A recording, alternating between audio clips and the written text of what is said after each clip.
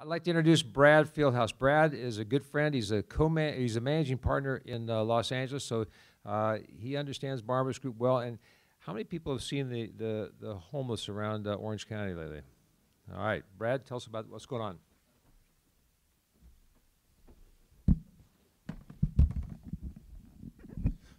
Thanks, Jim. Brad Fieldhouse. I'm the Jim West of LA. That's how I describe myself. Pleasure to be here. Appreciate it. Love the Barnabas Group and everything that it represents in terms of the kingdom potential in the room. So, what's with the blazer? Tell me about it. I know. I could untuck my shirt. Hey, I got 10 minutes. Come on, don't be giving me. In addition to running Barnabas, I actually run a nonprofit. I see 0 minutes. Got it. Thanks. We'll be at the table back there.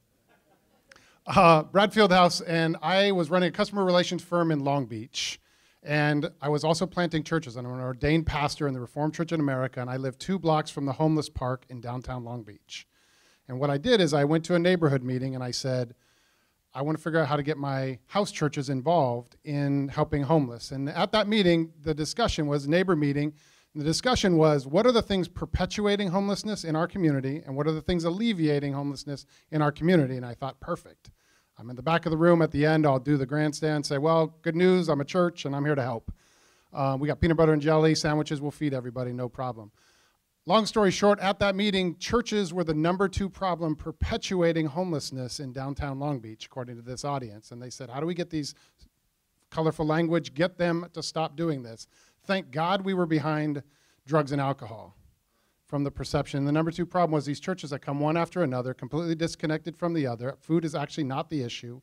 And they bring all these groups down here and a lot of free stuff, and it creates all sorts of compounding problems. I went home that night. I wrote a 1-page paper called Kingdom Causes. What are the causes that God's people need to get involved in and change it? More than just volunteering and more than frozen turkeys and toys. How do we get involved in solutions that actually move towards just thriving in general? And I started a nonprofit, and I'm here to tell you a little bit about how one of the branches of this Kingdom Causes nonprofit is working here in Orange County. It's actually called CityNet, but it's under the same nonprofit. Our nonprofit is actually to create social good so that significantly better results are achieved and resources are well spent. We work in a lot of different causes, human trafficking in LA and others, but homelessness is what we do in Orange County. With the help of a bunch of Barnabas members, we shifted our nonprofit model. We figured out how to create a business case for our services for municipalities. So no more chicken dinners. We still do raise money, and we are charitable by definition. We're a Christian nonprofit. But we figured out how to build that bridge with government that wants to work with faith-based entities to actually move the needle. These are our results from Anaheim. You can see we run it pretty tight. We set goals. We get all the nonprofits, all the agencies, all the entities moving together, and we say, we can't solve it overnight, but let's move it every month. Let's get people off the streets. Let's get them housed. Let's wrap them around. Lots of churches are involved, lots of faith communities, business leaders, on and on and on and on. Collectively, since January of 2014, that's the day we got hired, when Anaheim said we have 504 phone calls for service, homeless-related in Anaheim. That number is now 1,200 per month, homeless-related, and they're spinning their wheels. And we said we can come in and make a link between law enforcement. By the way, the only people up 24 hours a day are cops and homeless. So somehow they need a transition into the whole system of care that exists, whether that's professional services or just church groups that care. So we've been doing that since 2014, and we've collectively been able to street exit. That's a technical term. Now, it's not just putting them in a motel. That's a game plan. Strategic game plan for 833 individuals in the city of Anaheim.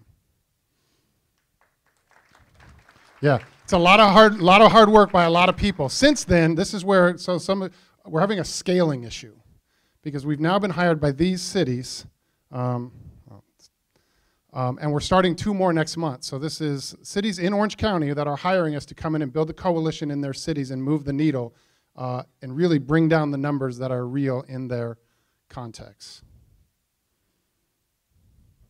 We run the Courtyard. So the Courtyard is the homeless shelter that was opened almost a year ago in Santa Ana. If any of you have been down to the Civic Center, all those individuals, we co-operated. They called us and said, we're opening up the bus terminal. Because of our work in the city, they called us and said, we want you guys to be the co-operators of this shelter, and we open in 8 days. So we mobilized in 8 days. We met all the groups that go down there and feed in the Civic Center in Santa Ana, and we brought them all over, and now we're operating a 400-bed shelter in Santa Ana. Lots of people involved. In fact, Curtis, I met Curtis. Where's Curtis? Barnabas member right there. He's one of our volunteers that comes over there and helps us with a meal liaison. Lots of specific opportunities to get involved there.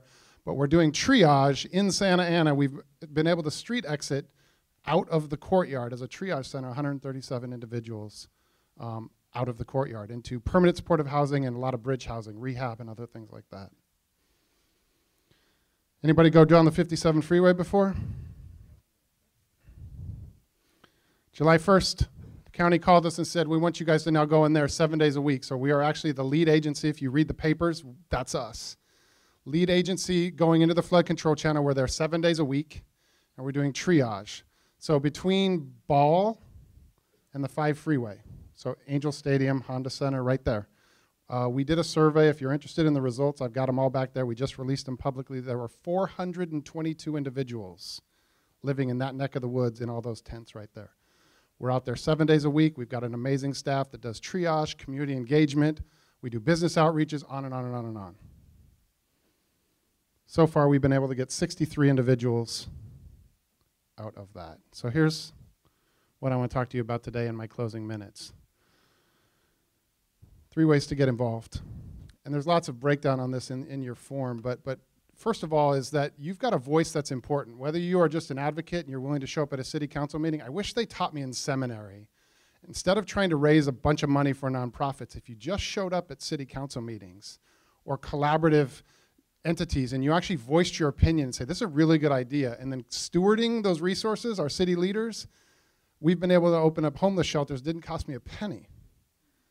And we're actually making sure that they're thriving, and the system that exists works. So now we're filling shelters like the one in Santa Ana as an efficient way to get it. I didn't have to throw one chicken dinner or beg for money. So you have a voice, and it's important. We would love to help you get informed on the topic. If you want to sign our thing, we'll send you some information. And we would love to get that in your hands so that you could get smarter, whether you're talking about it over the dinner table. They just did a survey, a firm. 80% of Orange County residents talk about homelessness at least once a week. From a marketing standpoint, you can't buy that visibility. Now, it's a challenge. It's not a positive thing. But we'd love to help you become an advocate. We would love, for example, and I know this is a controversial topic, so please nobody come chew me out. I get that all the time. But if this is something that you'd be interested to go speak on behalf of, and I realize this is an unpopular topic, but if you're a business owner or something, jobs is your passion, or you're willing to come speak on behalf of, hey, I realize that we need to do things well, but if it means a 50-bed shelter, an emergency triage center in my community, I'm willing to be a part of it and make sure that it works well. I know that that's a controversial idea, but some of you, we need emergency shelters. So if some of you want to be that, we'd love to help you, empower you with your voice. And it's amazing what happens when people show up. We did this for the Kramer site, the shelter in Anaheim. We had 96 people, many pastors, Christian folks that came and spoke on behalf of it, and it passed, even though there was a room full of advocates saying, never. So we want to help you power your voice. Creative housing solutions. The way you end homelessness is with housing. 2% vacancy rate in Orange County. If you're an apartment owner and there's 10 clients and I'm trying to get you a person who's done quite a few things to get their act together, but you read their portfolio, you probably won't rent to them. But I need you to help me with wraparound care. There's probably a congregation that's supporting this individual, building them from friendships. There's case management. We need chances to get people that are ready to move into apartments, and I need help. Lots of creative ideas around this, tithing units, master leasing motels. We master lease motels and we bring people in because it's amazing what happens when people take showers. They actually come back alive. We just had a guy who took a shower for the first time in 90 days out of the flood control channel. We just moved a guy out of the flood control channel. He'd lived there for 17 years. So we are there moving it, and you're welcome to come join us out there. Come I'll give you a little walkthrough tour. Registered sex offender. I bring this up at all the meetings. This is one of the most challenging things in case management and the team that I have that's out there and all the groups we work with. There's quite a few registered sex offenders out there. And so when we do outreach with NIPD and others, and they go like this and they show us the band on their ankle, there's literally no place other than the courtyard in Santa Ana that we can take a registered sex offender. What I'm not interested is don't write I know that nobody in this room would, but I've got this suggestion a lot of times, and I'm looking for something better than let them burn in hell. I get it, and I understand, but I also believe in restoration and transformation, and so I need help. Because there is no place that you can take somebody who's a registered sex offender, 290 in Orange County. Doesn't exist. Of all the people, it should be us as the church that can say, you know what, we're in. So if anybody's got any ideas on that, come talk to me. And then lastly, this is sort of we have lots of different ways to get involved in terms of sort of practical. Serve meals at the courtyard. You saw on the stats there potentially. All that is done with volunteers and donated material. The county is not providing that. We have many churches, different groups that come and feed meals at the courtyard. You're welcome to volunteer at the courtyard. There's lots of different things. We're interested in more than turkeys and toys. I do not want clothing, and I don't need frozen turkeys. There are places where that's highly appropriate, and meeting with lots of families on the margin, that's not our lane. Our lane is we really need support and mechanism and compassion coaches that wrap themselves around these families that are transitioning. And there's lots of ways we can do that. So if you're related to jobs, or that's compassion coaches, we're growing pretty fast internally as an organization. We've sort of went from, this line of our work has gone from about $500,000 to now we're under contract for approaching $3 million in 12 months. So our HR systems are broken. Because we can't, I'm meeting staff that we're hiring at events, and I don't even know that they work for me. So we're in that sort of space, and not only that, we are on the front page of the Orange County Register on an every other day basis. So we are dealing with advocates, and CBS Evening News is coming in and doing a spot. So anybody that knows how to do media relations and can coach me on how to get reporters to report what I actually said as opposed to some little off-the-cuff comment, that becomes sort of national news, I would love help on that. That's what we're doing. Appreciate it. Thank you, Barnabas. I know that there's a lot of creative ideas. I'm open to some good help. Our table is going to be over there. I've got Chelsea and Allie that are on our team. I'll be in the back, and I'll be here the rest of the day. Thank you for letting us come and share.